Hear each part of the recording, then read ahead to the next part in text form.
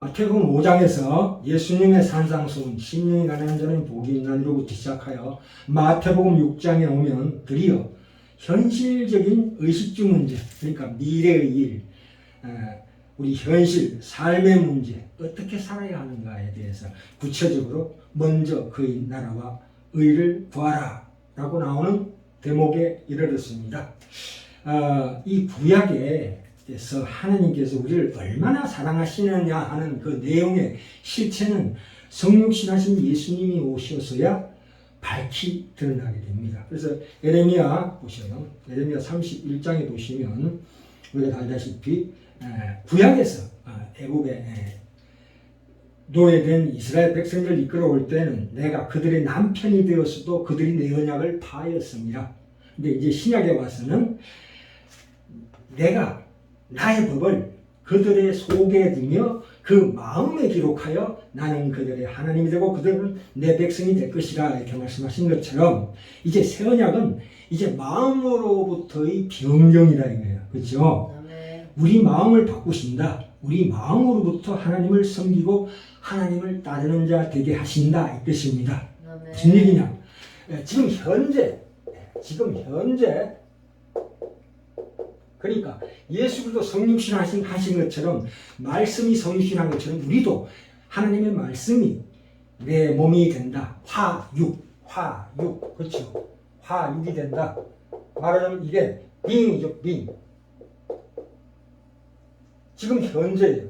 이게 가장 중요한 신앙의 요체입니다. 그러니까 내 자신의 성품과 인격이 하나님이 기뻐하시는 자로 산다. 하나님이 기뻐하시는 것이 나의 소원이 되고 기쁨이 되는 존재가 된다 이겁니다. 그래서 그것이 그래서 우리를 하나님의 부모와 자녀 관계를 만들어 주셨습니다. 부모와 자녀 관계 그렇죠. 그래서 마음을 다하고 뜻을 다하고 성품을 다하여 주 너희 하나님을 사랑하라 하신다는 것은 우리를 사랑하시기 때문에 그 사랑으로 가는 그 길목에 충성이 있고 순종이 있고 복종이 있다 이 말입니다. 그래서 이 말씀에 복종하고 순종해야 된다. 내일 일은 하나님께서 감춰 놓아 두십니다. 특히 우리 현실성 영적인 얘기가 아닙니다. 영적으로 우리가 나중에 부활되고 참 하나님의 천국 백성이 되지만 지금 말씀하시는 이 부분은 현실의 삶을 얘기하는 거예요. 그죠?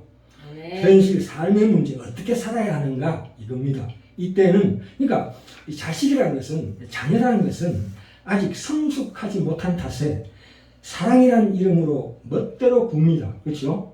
공부하라는 공부는 안 하고 마음대로 나가 놀지요. 그걸 향해서 부모가 복종을 요구합니다. 그렇죠? 그러다가 이제 부모가 상급도 마련하는 법인데, 야, 너 공부 잘하면 내가 뭐 하나 사주겠다. 이런 식으로. 그렇죠? 그래서 예수님께서 드디어 이 말씀으로 우리에게 은혜 주시고자 합니다. 그죠? 여기 보면, 마태복음, 자, 믿음이 적은 자들, 이방이라는 것은 뭐냐면 세상 일에 붙잡혀 있는 자들 이 뜻입니다. 세상 일에 붙잡혀 있고 또한 하나님 믿지 않는 혼자 자기 자신의 인생을 책임질 수밖에 없는 고아를 얘기하는 거예요. 그렇죠? 이방인들이 구하는 것이라 그것들은 너희 천부께서는 이 모든 것이 너에게 있어야 될 줄 아시느니라. 무엇을? 우리의 의식주 문제, 미래의 어떤 직업, 결혼, 여기 직업이나 결혼이나 노후의 문제, 죽음 이후 문제까지도 포함이 되지만 굳이 거기까지 안 가더라도 이 직업이나 결혼이나 노후에 우리가 관련된 모든 미래의 일, 그렇죠? 이런 것들을 하나님께서 책임져 주신다 이 뜻입니다. 그렇죠? 자, 우리가 그러므로 3, 4절 봅시다. 그러므로 내일 일을 위하여 염려하지 말라. 내일 일은 내일 염려할 것이 한날 괴로움은 그날의 족하니라 이렇게 나옵니다. 그러니까 우선순위가 어떻게 되는가? 오늘 일만 생각하라 이 뜻입니다. 오늘 일만 생각하라. 그럼 뭡니까? 우리가 현재 해야 될 일이 무언가를 뚜렷하게 알아라. 우리가 미래의 일을 나를 향한 하나님의 뜻을 알려고 하는 것은 접어두고 현재 내가 해야 될 일을 우리는 알고 있다 이 말입니다. 알고 있는 하나님의 뜻이 더 중요하다. 지금 현재 내가 해야 될 일이 무언가. 그래서 우리가 먼저 따져가라 이겁니다. 미래는 하나님께 맡겨라. 그러니까 이 하나님께서는 우리를 위해서 우리 삶 속에서 나의 미래의 일, 장래의 일에 대해서는 하나님께서 알려주시지 않으십니다. 기도해도 거의 99% 기도해도 뭐 응답이 없으십니다. 내가 하나님 이제 누구와 결혼할까요? 또는 무슨 직업을 가질까요? 이렇게 아무리 기도해도 하나님께서 응답해 주시지 않습니다. 그 이유가 뭡니까? 그건 네가 알 바 아니라 그건 하나님께 맡겨라. 어디 전쟁 찾아가고 그러지 마라 이겁니다. 그것은 하나님 소관이다. 너는 오늘 해야 될 일을 확실하게 지킬 줄 알아야 한다. 그것이 나의 책임이다. 어떤 결단과 책임이다. 하루하루 그 사소한 결단 속에서 내일이 이루어진다 이 말입니다. 아멘. 그러니까 내가 기본 방향이 하나님 나라와 의를 구하느냐 지금 현재 그것만 확인하면 됩니다. 그렇다면은 내가 지금 현재 하나님의 그 나라와 의를 구하는 일에 그 책임 있는 행동을 한다면은 당연히 나의 어떤 선한 양심으로 어떤 길을 선택한다 해도 그것은 하나님 뜻 가운데 있을 수 있다 이 말입니다. 누구를 선택하든지 어느 길로 가든지 그것은 하나님의 뜻일 수 있다. 그렇죠? 아멘. 궁극적으로 가장 중요한 것은 하나님의 나라와 의를 먼저 구하는 것이다. 그러니까 날마다 하는 모든 작은 일에 내 시간과 에너지를 쏟기 바란다 합니다. 그래서 우리는 작은 책임을 감당함으로써 이후에 더 큰 책임을 맡을 수 있는 자로 커갑니다. 성장한다 이 말입니다. 우리가 삶을 살아갈 때 그날 같은 이 다른 쳇바퀴 도는 것 같은 이 삶 속에서 내가 할 일, 하나님의 말씀에 나와 있다시피 오늘 내가 해야 될 책임을 당연히 질 때에 비로소 하나님께 더 큰 일을 내게 맡기실 수 있다 이 말입니다. 그것은 누가복음 16장에 나오지요. 지극히 작은 일에 충성된 자는 큰 것에도 충성되고 지극히 작은 것에 불의한 자는 큰 것에도 불의하니라 이렇게 나옵니다. 그러니까 나를 향하신 미래 하나님의 뜻이라는 현재 이 시간에 지금 현재 하나님을 높이는 것이지 미래의 어떤 내 나름대로의 야망이나 거창한 계획과는 전혀 상관이 없다 이 뜻입니다. 그렇죠? 예수님께서 이 땅에 오셔서 처음 이 역사를 여신 것처럼 구원의 역사를 새롭게 여신 것처럼 시작이 주님 안에 있다면 당연히 결과도 주님 안에 있다 이 말입니다. 그래서 계시록 1장 8절에 주 하나님이 가라사대 나는 알파와 오메가라. 알파와 오메가라는 것은 헬라어의 알파벳의 순서입니다. 첫 글자와 끝 글자를 따서 알파와 오메가라고 합니다. 그러니까 예수님은 전에도 있었고 나를 구원하시기 위해서 돌아가셨고 있었는데 전에도 있었고 지금도 계시고 장차 오실 분이다 이겁니다. 그 다음에 계시록 21장 6절에도 또 내게 말씀하시되 이루었도다 나는 알파와 오메가요 처음과 나중이라. 그렇죠? 처음과 나중이라. 시작하신 예수님께서 반드시 나를 영광과 존귀의 길로 이끌고 가실 것이다 이 말입니다. 계시록 20장 13절에도 나는 알파와 오메가요 처음과 나중이요 시작과 끝이라 이렇게 말씀하고 계십니다. 물론 우리의 미래의 일을 생각하고 미래의 비전을 세우고 계획을 세우는 것은 목표를 세우는 것은 굉장히 중요합니다. 그러나 그 가치관이 더 중요해요. 내가 어떤 구체적인 미래의 목표를 정하는 것보다도 내가 무엇 때문에 이 목표를 정하는가는 그 가치관이 더 중요하다 이 말입니다. 아멘. 그렇죠?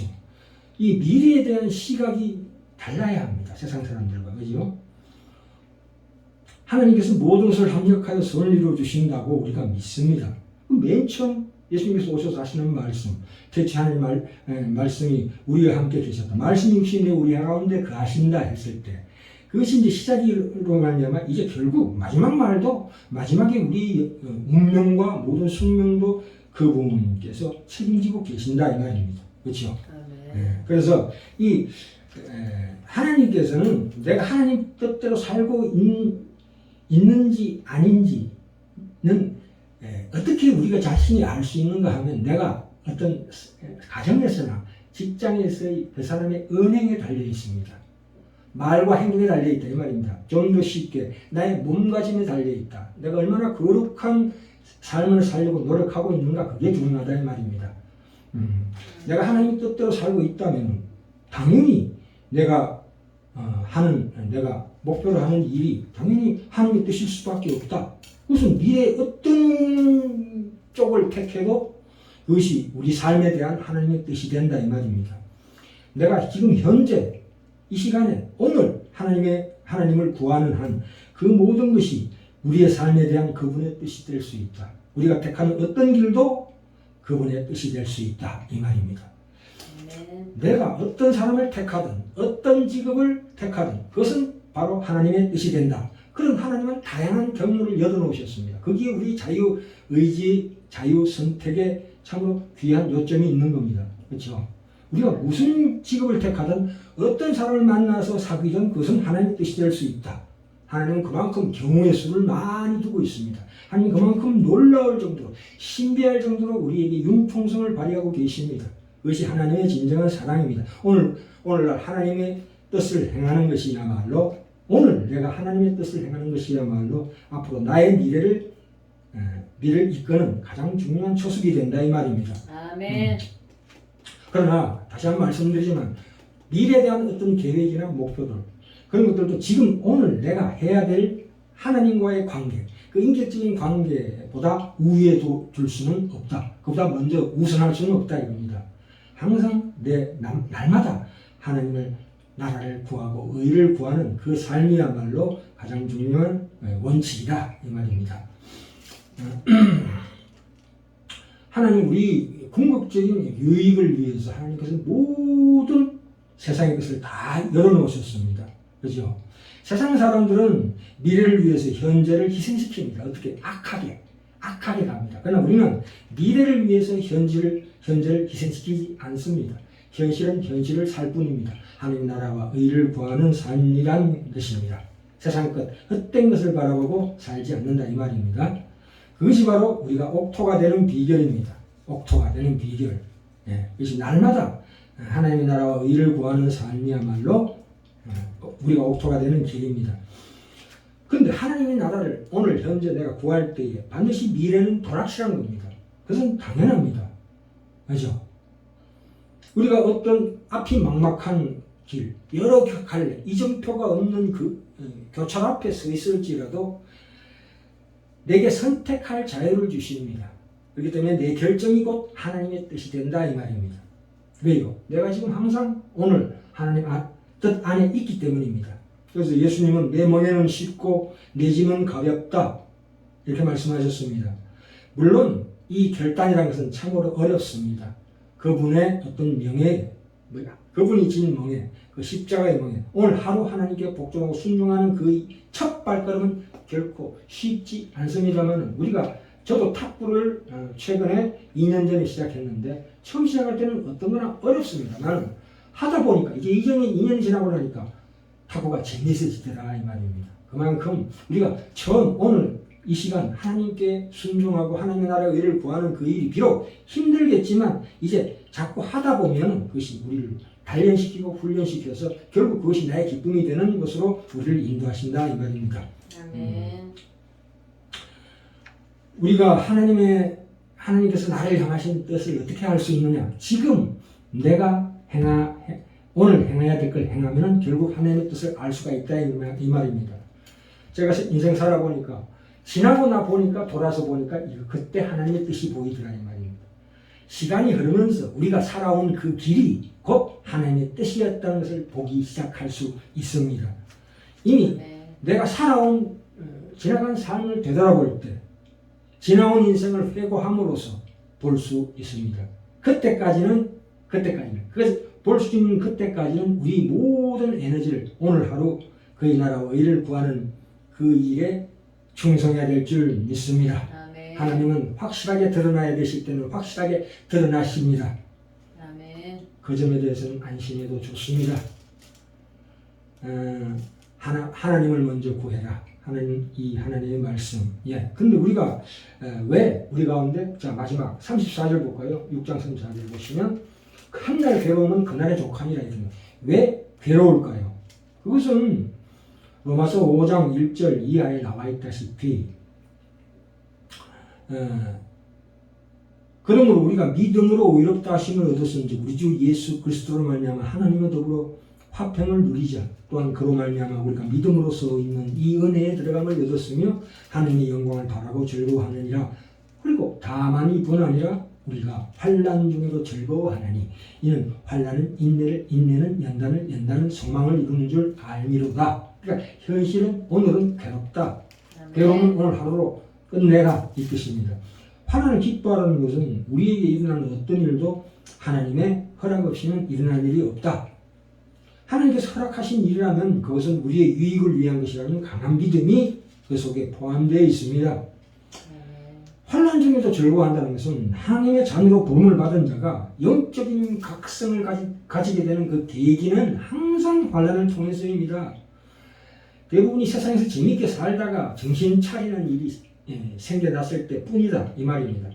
그러니까 우리가 세상 살 때 세상 사는데 형통하면 거룩하고 영적인 일에 우리는 전혀 생각하지 않습니다. 우리가 아침 밥 먹고 옛날에 제가 나가 놉니다. 하루 종일 뛰어다닙니다. 집은 부모 생각은 염두에도 없습니다. 그러다가 해가지고 쓸쓸해지고 애들이 하나하나 자기 집으로 돌아갔을 때 비로소 엄마가 생각나고 집이 생각나고 배가 고파지니까 이제 집으로 찾아오는 거지요. 그죠? 그러한 과정이 있다 이 말입니다. 우리 삶 속에서. 하루하루의 그 삶 속에 그 괴로운 시간이 있다입니다. 한날 괴로움은 그날의 족하니라 이 뜻입니다. 아멘. 왜 이 괴로운 오늘이 되는가? 히브리서 12장 4절부터 10절로 나오지요. 너희가 죄와 싸우되 아직 피 흘리기까지는 대항치 아니하고 또 아들에게 권하는 것 같이 너에게 권면하신 말씀을 잊었도다. 일러서되 내 아들아 주의 징계하심을 경히 여기지 말며 그의 꾸지람을 받을 때에 낙심치 말라. 주께서 그 사랑하시는 자를 징계하시고 그의 받으시는 아들마다 채찍질 하시니라 하였으니 너희가 참음은 징계를 받기 위함이라.